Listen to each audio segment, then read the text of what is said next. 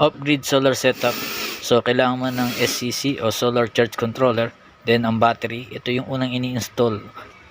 Positive sign yun yung red wire, then yung negative sign is yung black wire.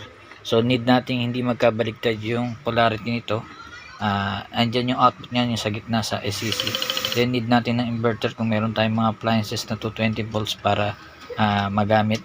So 12 volts din ang input nitong inverter natin. So may polarity rin. So yung red wire is positive, then black wire is negative, no? Then ganun din sa ano natin, sa solar panel natin, no? Merong negative and positive. So ito yung dalawang terminal na uuna dun sa solar charge controller natin. From solar panel natin papuntang SCC o solar charge controller, then papunta ng battery at mag-i-invert naman ng inverter para maging 220 volts yung kuryente natin. So yan yung off-grid solar setup na tutorial.